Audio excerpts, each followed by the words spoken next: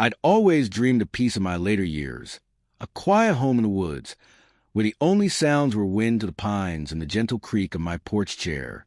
After losing my wife, I built this place myself, every nail, every beam, as a promise that I could still create something meaningful. When my daughter, Lena, married Ethan, I thought I was gaining a son. For a while, he played the part well. Charming, helpful, the kind of man who said sir with respect. But charm is a mask, and over time, I began to see the cracks. It started with small things. He'd joke about how big my new place was, how lonely it must feel out there. Then one evening, over dinner, he said it almost casually. You know, Dad, my folks are thinking of downsizing. Maybe they could stay with you for a bit, just until they find something. I laughed, because surely he was kidding. Ethan, your parents barely know me. Exactly, he grinned. This would be a great chance to change that. Lena shifted uncomfortably beside him. She didn't meet my eyes. Something about her silence tightened my chest. The next morning, I saw it, the rumble of a moving truck climbing my gravel road, dust billowing behind it. For a moment, I thought I was imagining things. But when the truck stopped in front of my porch, I saw Ethan waving from the driver's seat. His parents climbed out, smiling politely, holding boxes labeled kitchen and bedroom. I felt the blood drain from my face. What the hell is this? I asked. Ethan smiled, too calm. It's just temporary, Dad. We talked about it. No, he talked about it. I never agreed, but I stood there, fists clenched behind my back, forcing a smile. Years of fatherhood had taught me one thing. Patience is sharper than rage.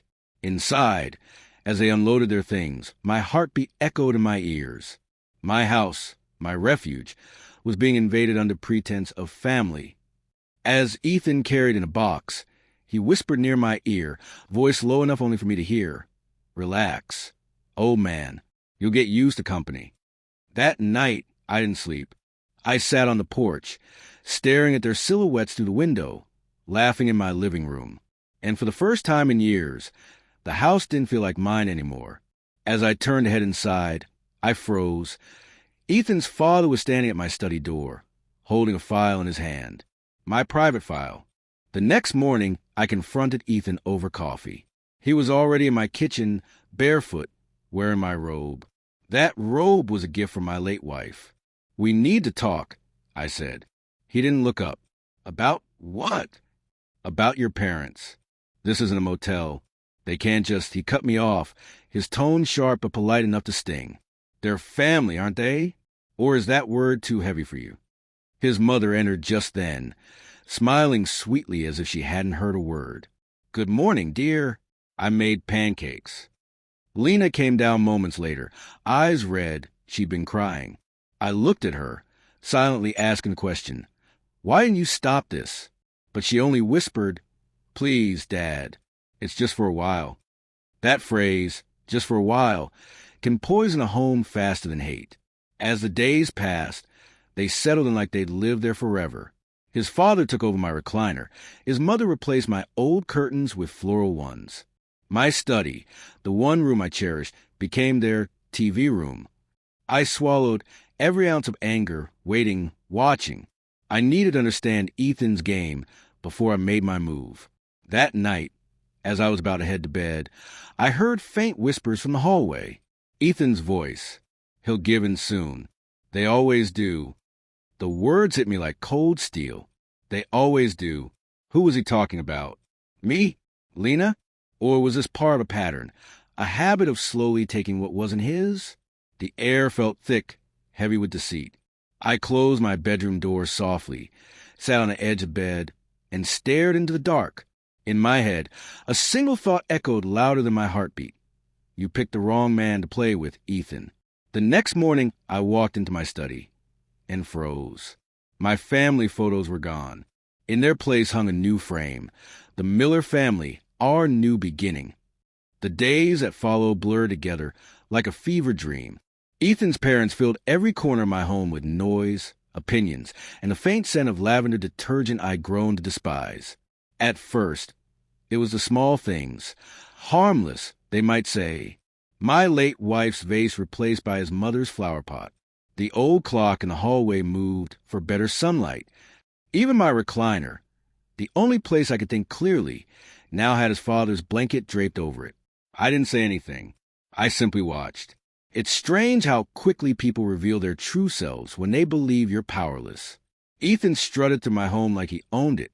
His father offered advice on how to make the space more efficient. His mother hummed while rearranging my kitchen. Every sound, every footstep, felt like an intrusion.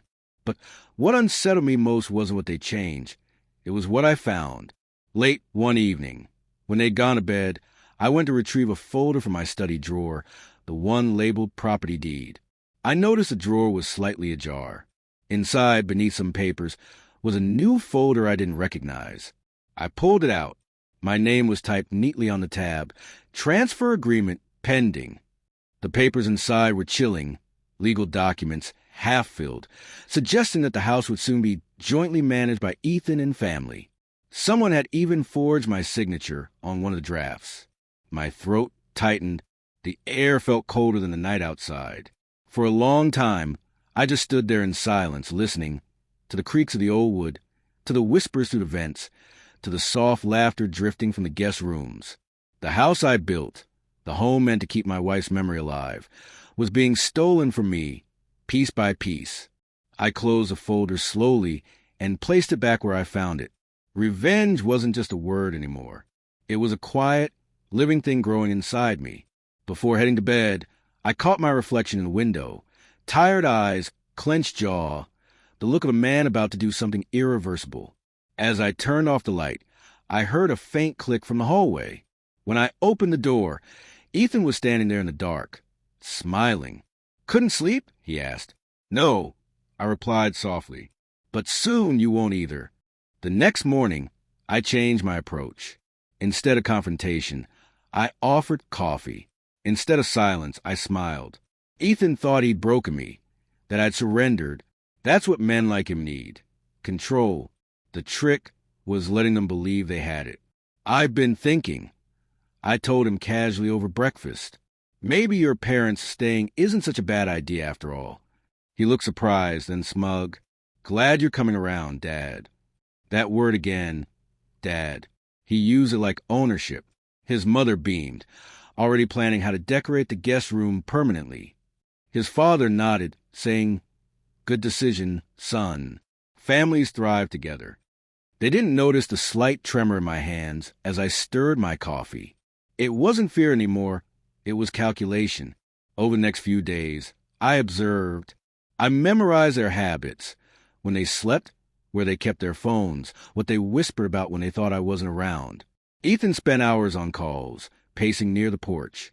One afternoon, he left his phone on the table and stepped outside to help his father unload groceries. The screen lit up with a message. I shouldn't have looked, but I did. The text read, "Don't worry. He's soft. He'll sign. He won't know what hit him." It was from an unsaved number, but the profile picture showed a realtor's logo. I locked the screen and placed it back before he returned, my mind already spinning. That night, as the house slept, I stood in the kitchen staring out into the forest, tall black silhouettes against the moonlight. The woods had always been my refuge. Now they'd become witnesses. "You think this is your home now," I whispered to the darkness, "but you have no idea what I'm preparing." Revenge doesn't always come with fire or fists. Sometimes it's patience sharpened into a blade. When I walked past the living room, I noticed Ethan's parents watching TV. On the screen was a real estate show, and there, in the scrolling listings, was my house, marked available under family transfer agreement. When I saw my own house listed on that real estate show, my chest went tight, not with panic, but with clarity. Ethan wasn't just trying to move his parents in. He was building a case, one brick at a time, to take everything. That night, while they all slept, I opened the study again and started documenting. I took photos of the forged transfer documents, captured screenshots of Ethan's text messages, and noted every date and word I could remember. I'd learned from my wife that when someone wants to steal something from you, the worst mistake you can make is to get angry too soon. Let them believe they've won, and they'll expose themselves completely. I started playing the part of the aging fool. I forgot where I put things. I asked Ethan's father for advice about paperwork. I even invited Ethan to help me with property management. He loved it. He thought I was handing him the keys. "You're doing the right thing, Dad," he said one evening as we sat in the living room. "It's better to have someone young handle things. Less stress for you." "You're probably right," I said softly, pretending to agree. But inside, I was recording every word on a small audio app hidden in my pocket. Days later, I drove to town under the pretense of buying supplies. Instead, I went to the county records office and requested a file on Ethan Miller. It took a small bribe and a lot of charm, but the clerk eventually slid a thin folder across the desk. Inside was a history of lawsuits, debt, and forged contracts, a trail of manipulation stretching back years. He'd done this before. He'd inherited money through deceit after his own father's death. He'd tricked business partners, used forged signatures, and left others bankrupt. And now I was next. When I returned home that night, I felt strangely calm. The fear was gone. The pity, too. All that remained was a patient, simmering hunger for justice. That same evening, Lena came into the kitchen. Her eyes were tired, her voice small. "Dad, Ethan says you're planning to add his name to the deed. Is that true?" "Why?" I asked. "He says it's just for safety, in case something happens to you." I stared at her, unable to speak. She was my daughter, the one person I thought would see through him. But her silence was a mirror of my own failure. I didn't answer. I simply nodded and said, "Everything will be taken care of, sweetheart. You'll see." Later that night, I opened my email. A new message appeared from an unknown sender. "Mr. Miller, your co-ownership form is ready for your daughter's signature." Attached was a forged deed, with Lena's name already added next to Ethan's. I didn't sleep. I watched the email for hours, my fingers shaking as I scrolled through the fake signatures. The handwriting was almost perfect, but not quite. A tremor on one line, a smudge where my R didn't belong. Ethan was getting sloppy. That was his first mistake.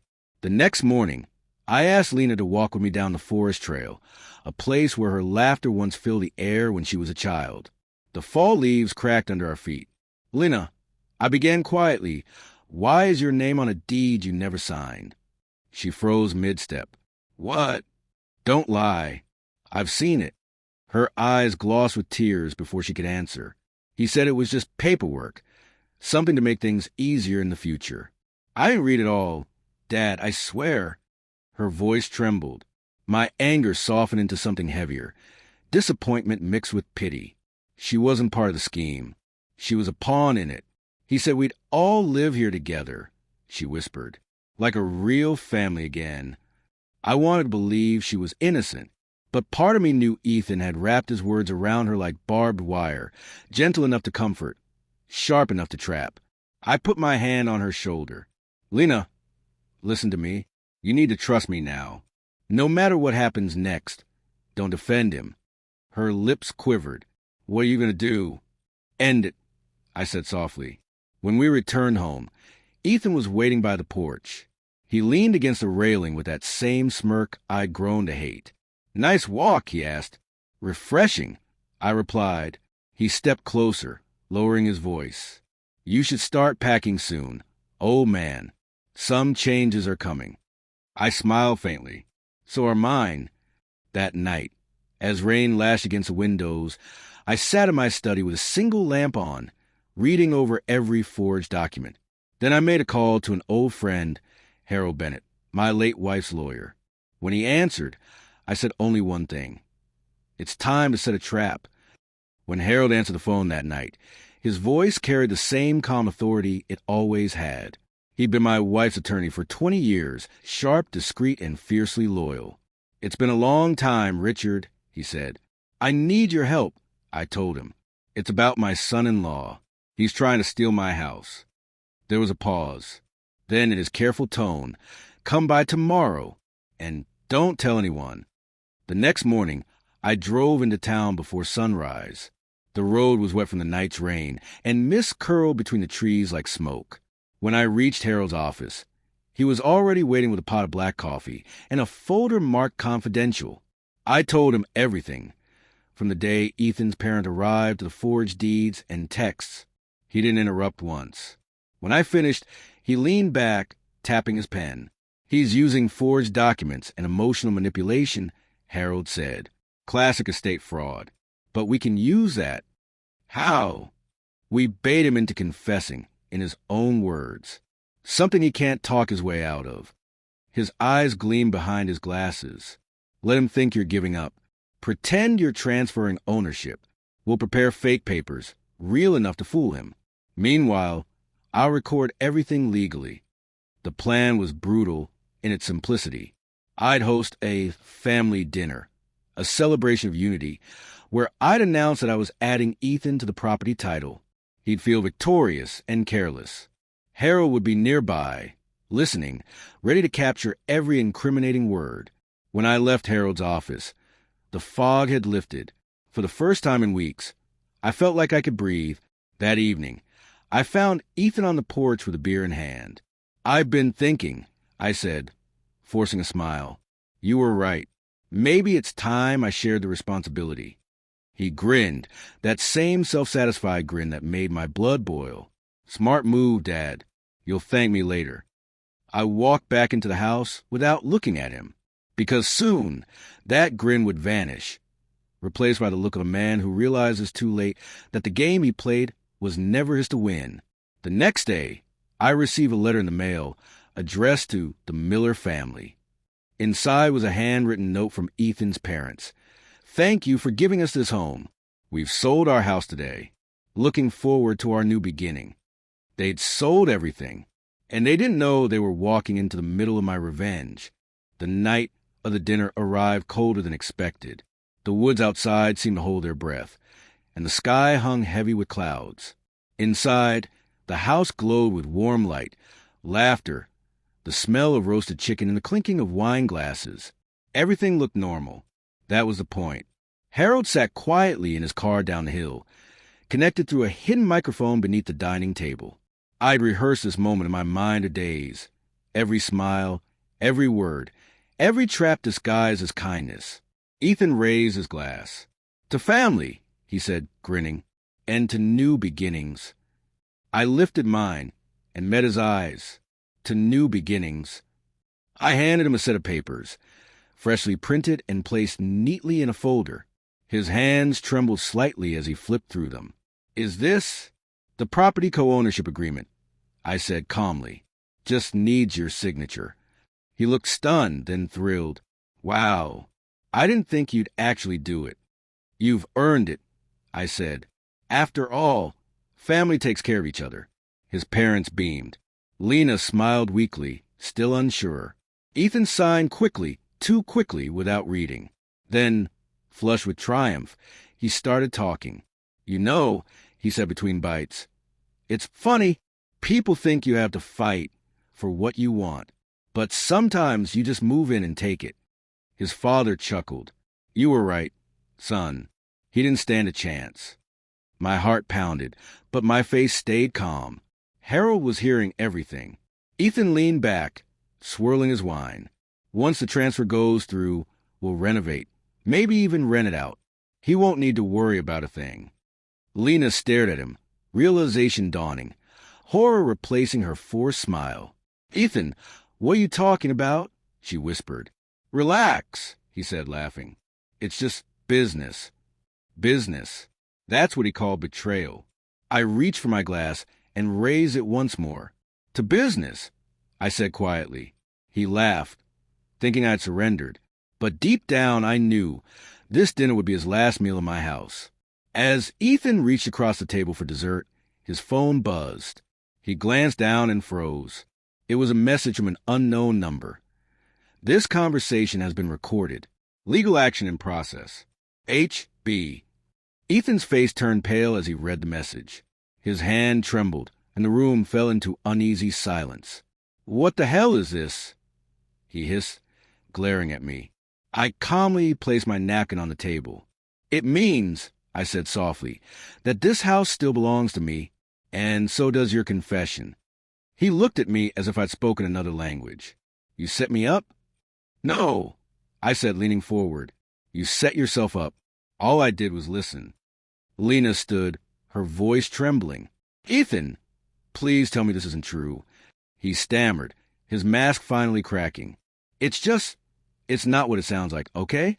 I was trying to steal from my father, she shouted. To move your parents in and throw him out his own home? His parents sat frozen, their forks untouched, as realization hit them too. You told us he wanted us here, Ethan's mother said quietly. You told us he was old and needed help. The lies he'd spun were unraveling right before him, thread by thread. Ethan stood, towering over me. You think this changes anything? You're just an old man with a tape recorder. I smiled coldly. That old man has a lawyer waiting outside with proof of forgery and property fraud. You'll be hearing from the sheriff in the morning. He stepped closer, his face red with rage. You think you can ruin me? I didn't move. No, Ethan, I said. You ruined yourself. Lena grabbed her coat, tears streaking her face. I'm going to stay with Dad, she whispered. You've done enough damage. Ethan called after her, voice breaking with desperation. But she didn't look back. His parents followed quietly, shame written all over their faces. When the door closed, the silence that followed was deafening. Ethan sank into a chair, his breathing heavy, his confidence gone. For the first time, I saw the boy beneath the man, the one who always needed to win, even if it cost everyone else. You think you're better than me, he muttered. No, I said, just smarter. I stood and walked to the door, leaving him there in the flickering candlelight. As I stepped outside, Harold's car headlights flashed once. Message received. The recording was safe. By morning, Ethan would learn what true power looked like, not in control, but in restraint. Before going to bed, I looked out the window. Ethan's car was still in the driveway, and then around 3 a.m., I saw him, carrying a gaskin toward the house. The sound of footsteps crunching over gravel pulled me from sleep. I moved quietly, pulling the curtain aside. There he was, Ethan, eyes wild, clothes disheveled, pouring gasoline along the porch. It wasn't rage anymore. It was fear, panic. I grabbed the phone and called Harold, whispering, He's here. He's trying to burn the place down. Stay inside, Harold said firmly. Police are on their way. But I didn't stay inside. I stepped out onto the porch, the cold air biting my face. Ethan, I called. He froze, startled. The gaskin slipped from his hand. Don't do this, I said. It's over. He turned, eyes glinting in the dark. You took everything from me. You took it from yourself, I said quietly. Walk away. You can still fix your life. For a moment, I saw hesitation, then defiance. He struck a match. I lunged forward, knocking it from his hand. It fell to the wet ground, hissing out in the rain that had just begun to fall. We stood there, chest to chest, breathing hard. Then blue and red lights flashed through the trees. Don't move, shouted the deputy as he stepped from the car. Ethan dropped to his knees, hands shaking. He looked up at me, all the anger gone now, replaced by something I hadn't expected. Regret. Tell Lena I'm sorry, he whispered. They took him away that night. Fraud, attempted arson and assault. By sunrise, the woods were silent again. A month later, the house felt both peaceful and heavy. Lena visited often, though she didn't talk about Ethan much. Harold handled the legal mess. Every forged signature, every deceit, wiped clean. But revenge has a cost, even when it's justified. One evening, as I sat by the fire, Lena asked softly, Do you ever feel bad about what happened? I stared into flames. Every day, I said, but I also sleep without fear now. She nodded, tears glistening. He made his choices. You just showed him the mirror. Outside, the woods swayed in the wind. The same woods that once hid my anger, now whispering calm. Before going to bed, I checked my reflection in the window. There was no triumph in my face, only quiet relief, and the haunting realization that revenge doesn't heal, it just ends the pain. If you were in my place, Would you have done the same or shown mercy? Tell me in the comments. And don't forget to subscribe, because the next story might just remind you how far a father can go when his family is betrayed.